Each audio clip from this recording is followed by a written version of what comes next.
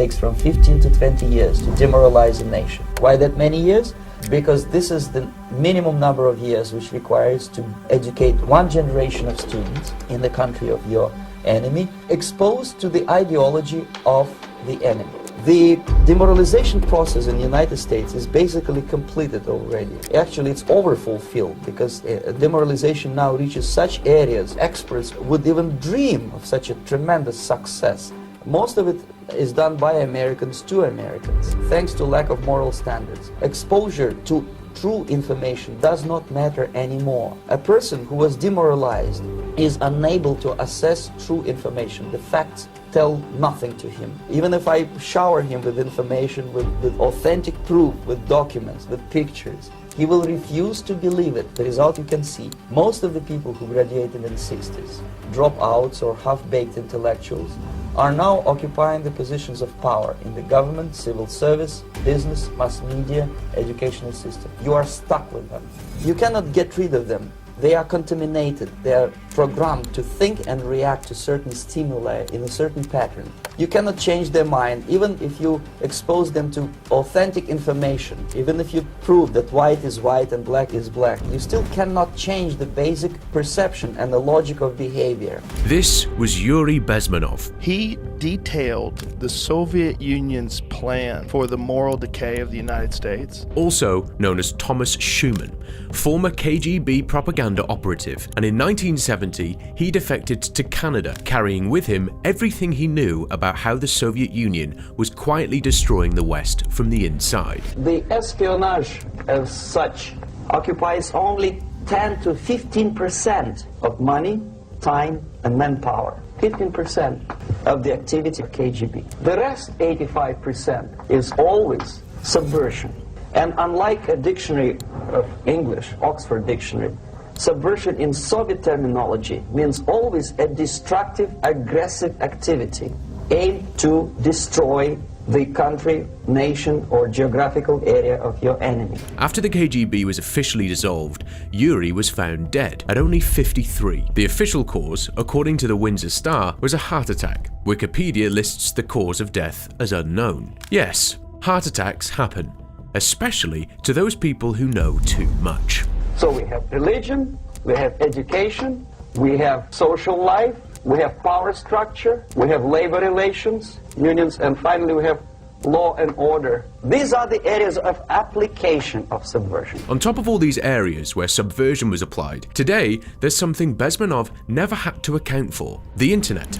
A space where opinions are formed faster than at any other point in human history. One of the most powerful techniques used in this space has a name: tribal reinforcement. When you scroll through your feed and see an opinion with 50,000 likes, your brain doesn't process that as information, but as a social signal that the tribe has already spoken, and that this must be true. And somewhere deep in your brain, a signal fires automatically without you even noticing it happened. The workers lose.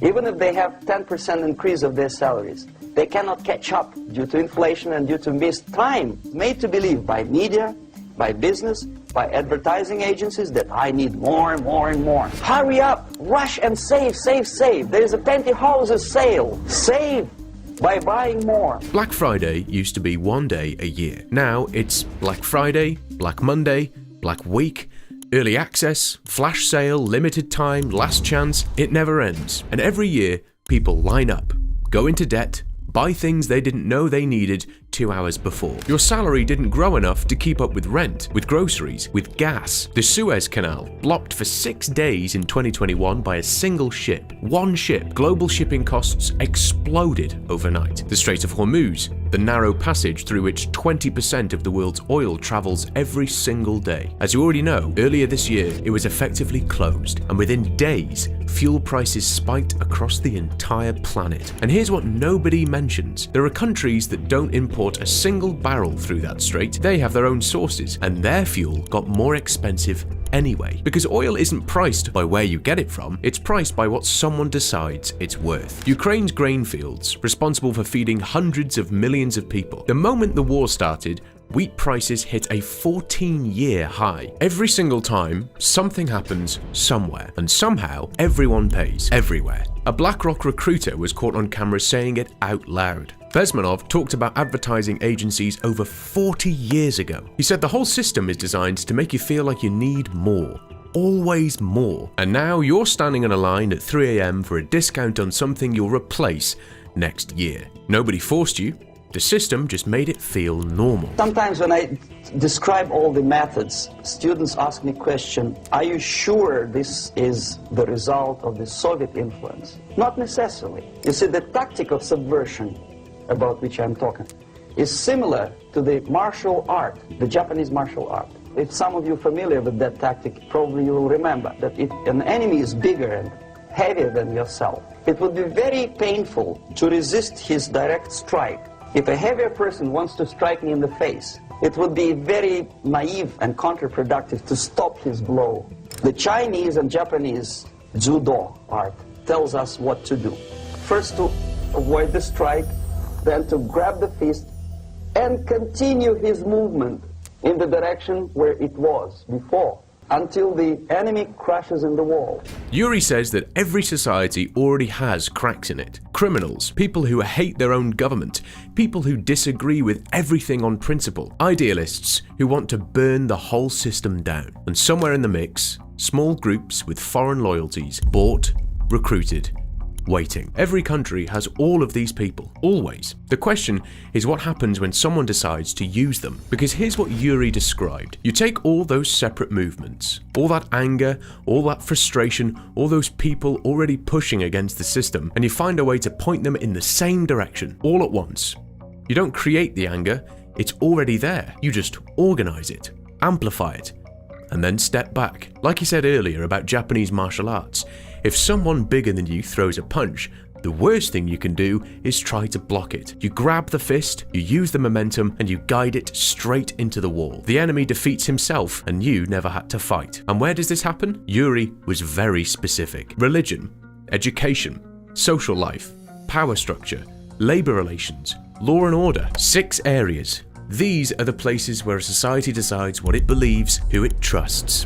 What it means exactly, in case of religion, destroy it, ridicule it, replace it with various cults which bring people's attention, faith, whether it is naive, primitive, doesn't really matter. As long as the basically accepted religious dogma is being slowly eroded and taken away from the supreme purpose of religion, to keep people in touch with the supreme being, that serves the purpose. Therefore, replace it, accepted, respected religious organizations with fake organizations. Distract people's attention from the real faith and attract them to various different faiths. Education. Distract them from learning something which is constructive, pragmatic, efficient. Instead of mathematics, physics, foreign languages, chemistry, teach them history of urban warfare, natural food, home economy, your sexuality, anything, as long as it takes you away. Social life. Replace traditionally established institutions and organizations with fake organizations. Take away the initiative from people. Take away the responsibility from naturally established links between individuals, group of individuals, and society at large, and replace them with artificially, bureaucratically controlled bodies. Instead of social life and friendship between neighbors, establish social workers institutions. People who are on payroll of whom? Society? No. Bureaucracy. The main concern of social workers is not your family, not you, not social relations between groups of people. The main concern is to get the paycheck from the government. What will be the result of their social work doesn't really matter. They can develop all kind of concepts to show to the government and to the people that they're useful. 2 decades ago, 42% of Americans attended church regularly. Today, that number is 30%. And it's still going down. At the same time, the global astrology market alone is worth over $14 billion. The broader wellness industry, crystals, tarot, alternative spirituality, is valued at $1.5 trillion globally, growing every year. In schools, the conversation has shifted. Subjects that were once considered essential have been quietly replaced by others. And then there's the social fabric. Think about your street.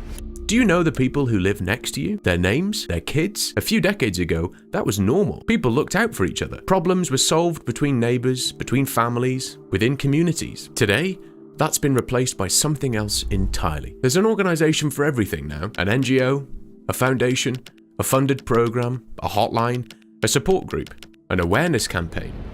Someone else handles it.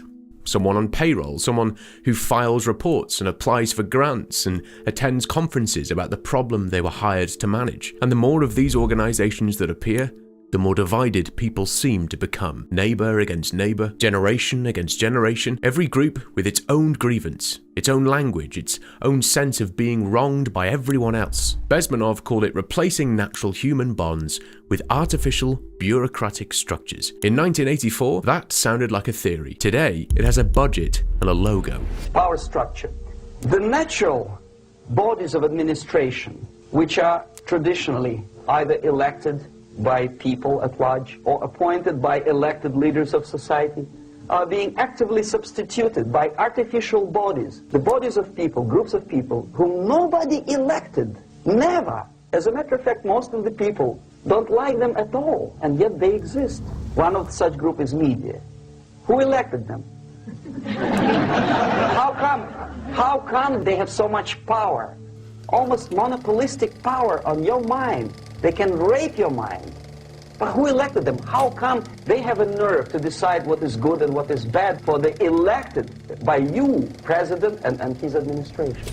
Who the hell are they? Power structure slowly is eroded by the bodies and groups of people who do not have neither qualification nor the will of people to keep them in power, and yet they do have power. Think about who actually shapes public opinion today. It's a handful of media companies, a few social media platforms, algorithms built by people you've never heard of. And yet, they decide what trends, what gets seen, what disappears quietly. In 2024, 6 corporations controlled roughly 90% of what Americans read, watch, and hear. Bezmenov was talking about Soviet-era manipulation, state-controlled messaging dressed up as journalism. Look at what replaced it. At least with state media, people knew it was propaganda. Today, most people genuinely believe they're forming their own opinions. Law enforcement, law and order organization and structure is being eroded. For the last 25 years, if you see old movies and new movies, you can see that in new movies, a policeman, an officer of the United States Army looks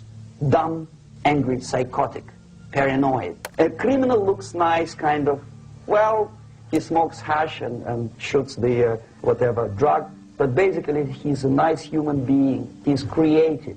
And he's unproductive only because society oppresses him. Whereby a general of Pentagon is always, by definition, a dumb, a war maniac. A policeman is a pig, rude policeman. He abuses his power. A generality, generalization like that. The hatred, the mistrust to the people who are supposed to protect you and enforce law and order. He said this about movies from 20 to 25 years ago. Now think about the last 10 years of streaming. Jeffrey Dahmer got a Netflix series with over 196 million viewing hours in its first month. The show dedicated entire episodes to understanding his perspective, his childhood, his psychology, why he became what he became. Ted Bundy got his own documentary series. So did John Wayne Gacy. So did dozens of others. Hours and hours of content dedicated to understanding the mind of a killer. And on the streets, something else was happening at the same time. In 2020, cities across the United States started cutting police budgets. Minneapolis, New York, Seattle, Portland. The movement had a name: Defund the Police, and had real political support. Actual budget cuts, millions of dollars removed from law enforcement. In the cities where it happened, crime went up. That's documented. Bezmenov said the goal was to erode trust in the people responsible for law and order. Labor relations. At this stage, within 15 to 20 years, we destroy the traditionally established links of bargaining between employer and employee. The classical Marxist-Leninist theory of natural exchange of goods. A person A has 5 sacks of grain and person B has 5 pairs of shoes. And the natural exchange without money is when they bargain between each other. And only with the introduction of the third force, C, an entirely third foreign stranger who says, no, don't give him 5 sacks of grain, give it to me. And you give me your 5 pairs of shoes, and I will distribute it accordingly, so that the economy will go. This is the death of natural exchange, death of natural bargaining. Well, trade unions were established 100 years ago. The objective was to improve working conditions and to protect the rights of workers from those employers who were abusing their right because they had more money. Objectively, at that time, initially, the trade union movement did work. What we see now is that the bargaining process is no longer resulting in the compromise, which is leading objectively to betterment of working conditions and increase of salary. What we see is that after each prolonged strike, the workers lose. Even if they have 10% increase of their salaries, they cannot catch up due to inflation and due to missed time. More than that, millions of people suffer from that strike because economy now is interdependent. It's intertwined like one body. Here's something most people never think about. The money in your bank account doesn't physically exist. It's a number on a screen, and that number was created by a bank the moment someone took out a loan. In 2020 alone, the US Federal Reserve created $3.3 trillion. The balance sheet went from $4.2 trillion to nearly $9 trillion in 2 years. Just a decision, nothing more. 2 years later, inflation hit 9%, the highest in 40 years. What cost $100 in 2020 costs $125 today. The average worker's salary didn't move at the same speed. It never does. And every time something happens, a pandemic, a war, a financial crisis, the same sequence follows. More money gets created, prices climb. The distance between what things cost and what people earn grows a little wider. Every single time. Bezmenov mentions something very interesting. A third force inserting itself between two people, controlling the exchange, taking a cut and making itself impossible to remove. Think about how you rent an apartment today. There's a landlord and there's you. Two people. One has a property, one needs a place to live. A transaction that used to happen directly between two people now goes through an agency. The agency takes a commission, sometimes from both sides simultaneously. You order food, the restaurant makes it, you eat it. Between those two steps, a delivery app takes 30% of what the restaurant earns. So the restaurant raises prices, and you pay more for the same meal. You need a doctor. The doctor wants to treat you. Between them and you, an insurance company decides what treatment you're allowed to have and what it costs. Between 1999 and 2010, as the internet was supposed to eliminate middlemen, their contribution to the US economy actually grew from a quarter to more than a third of GDP. This is what happens, basically. It may or may not happen without the help of the Soviet Union, but the natural tendencies are being greatly taken advantage of and capitalized by the Soviet propaganda systems. How? Whenever trade union strikes, we have influx of propaganda, mass media, ideological dissemination. The workers' right, and we repeat it like parrots. Yes, workers' right. Whose rights? Workers? No. The only freedom of worker to sell his labor according to his own desire and will is taken away from him. By whom? By trade union boss. Unlimited power is given, responsibility. I want to sell my labor not for $2.50 an hour, but for $2. I don't have right. My freedom is denied to me. I know that if I sell my work for $2 an hour, not for $3 an hour, I will compete better with the other guy who is lazy and more greedy. I don't need $3. I need only $2. No, I was made to believe by media, by business, by advertising agencies that I need more and more and more. Have you ever heard any advertising on TV to consume less? No. No way. Whether you need a 6-cylinder car or not, you have to buy it. And hurry up.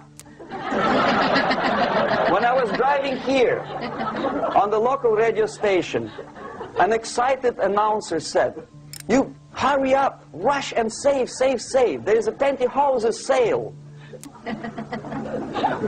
Save by buying more. Of course, it would be too naive to expect that KGB makes that advertising agency to do such a crazy commercial. No, of course not. But what we did when I was working for Novosti Press, we would snow plow editorial offices student organizations, religious groups with literature of class struggle, if not directly Marxism-Leninism propaganda. Interesting statement. Save by buying more. Every ad is built around one idea. You need something you don't have yet, and you need it now, before the offer ends, before the price goes up. Amazon shows you a countdown timer on products that will still be there tomorrow. Booking.com tells you only 2 rooms left, even when that's been the message for 3 days straight. Airlines show you that 47 other people are looking at your flight right now. The urgency is manufactured, and it works. Global consumer debt hit $57 trillion in 2024. People are borrowing money to buy things they saw in a 15-second ad. Bezmenov said the machine was already running in the direction they wanted. Today, nobody needs to push it. It runs on its own. Then a propaganda of the legitimate aspirations of working class, betterment of life, equality. Equality, mind you. President Kennedy once said, we will make America to believe that people are born equal. Are people born equal? Is there any mentioning in the Bible or any other holy scripture in any religion, if you don't believe me, go to the library and check it. There is not a single word about equality, just the opposite. By your deeds, God will judge you. What you do is important, the merit of your personality. You cannot legislate equality. If you want to be equal, you have to be equal. You have to deserve it. And yet we build our society on the principle of equality. We say people are equal. We know it is false. It's a lie. Some people are tall and stupid.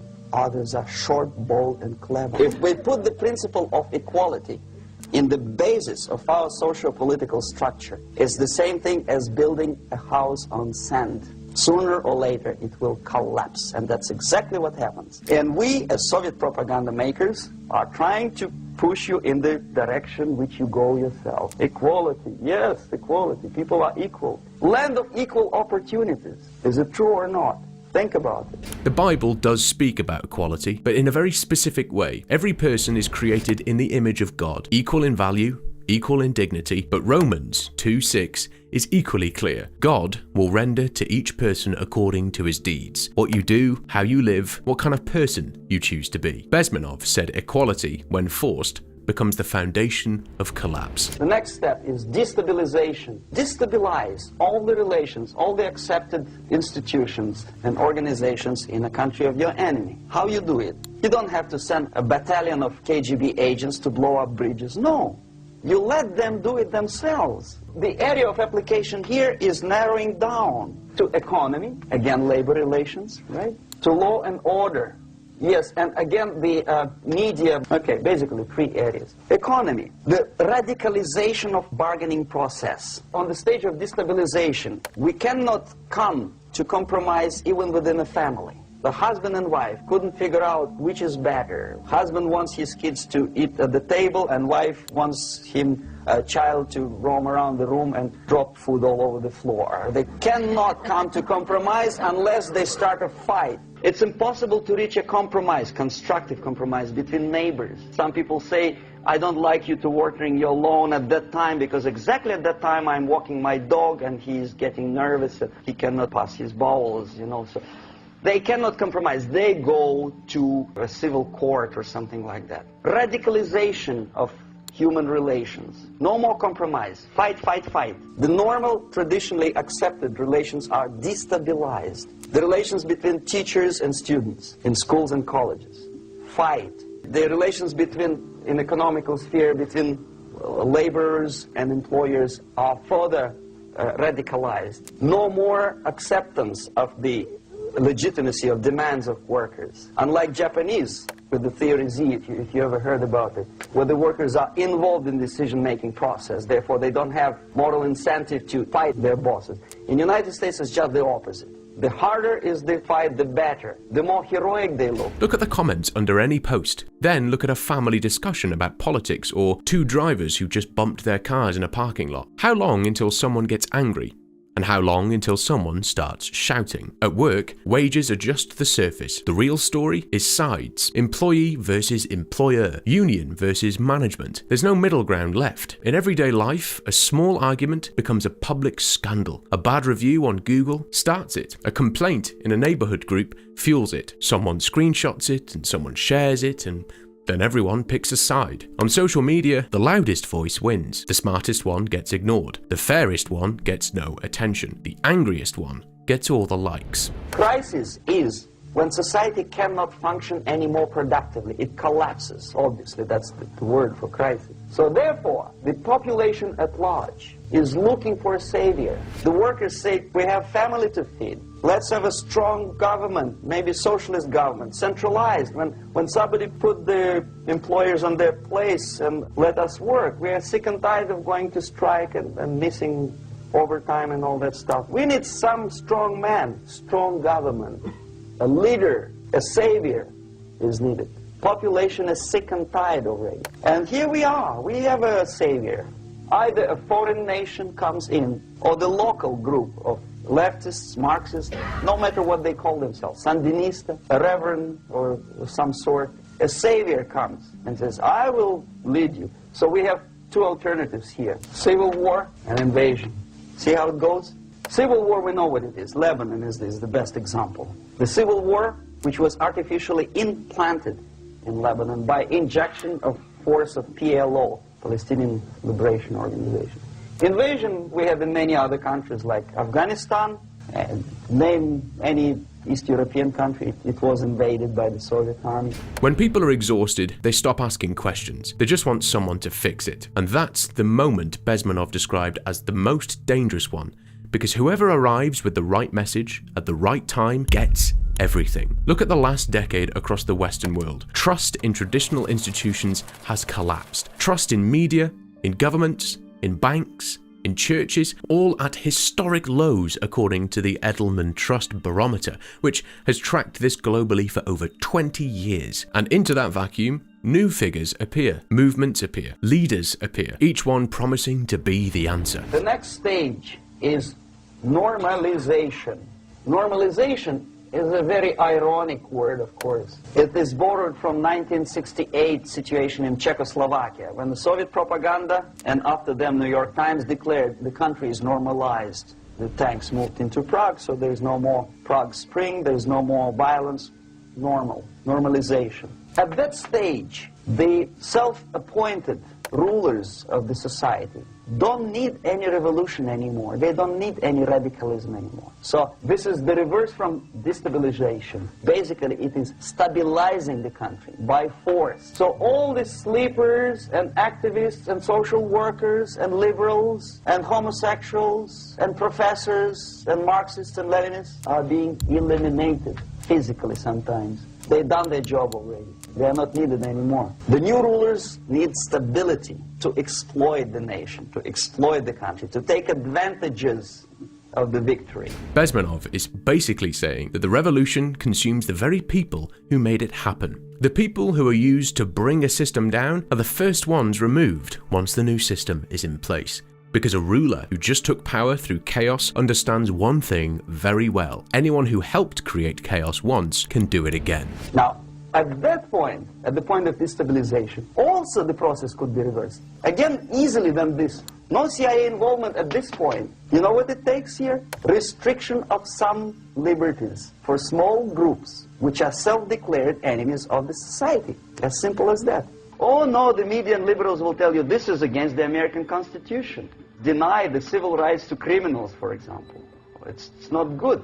Okay, if you allow the criminals to have civil rights, go on and bring the country to the crisis.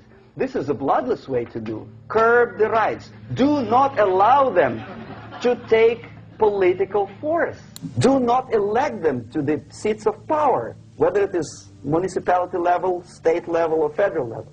It has to be beaten in the heads of American voters that a person like that in the seats of power is an enemy. On a simple search on the internet, you'll find examples from multiple countries. People with criminal records who held or still hold public office. The cases are documented. The names are public. The interesting part is a system that allows it. Introduce a law to stop private companies of public opinion's mind in the direction of consumerism. No company must have a right to force you into buying more unless you want it. There must be a law. You want to advertise your car? Okay. But not a single mentioning of buying it now and saving money. It must be against the law to force people to consume more. The design for our life is not to consume more deodorants. There must be something greater. If such a complicated instrument as human body was created, obviously there must be some higher purpose for that.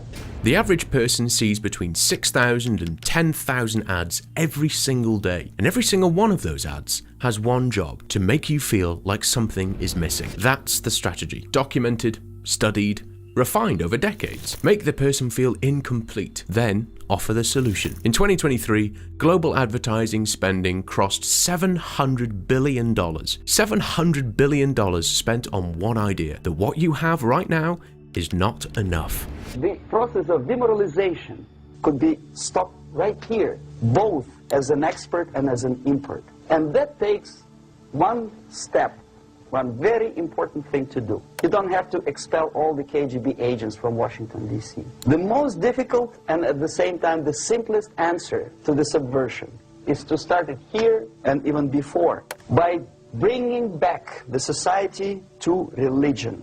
Something that you cannot touch and eat and put on yourself, but something that rules society and makes it move and preserve it. A Soviet scientist, Shafarevich, who has nothing to do with religion, he is a computer scientist, did a very intensive research on the history of socialist countries. He calls socialist or communist any country with a centralized economy and a pyramidal style of power structure. And he discovered that civilizations like Mohenjo-Daro, like Egypt, like Maya, Incas, like Babylonian culture, collapsed and disappeared from the surface of Earth the moment they lost religion. As simple as that. They disintegrated.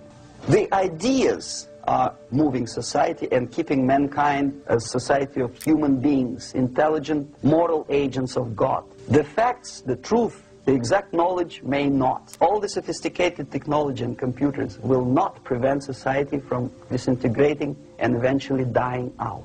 This video wasn't made to scare you, it was made to make you think. We live in a world where everything moves fast. Information, trends, opinions, outrage. Something shocks you in the morning, and by the evening you've already forgotten it, replaced by the next thing, and the next. We have access to everything, and somehow nothing feels like enough.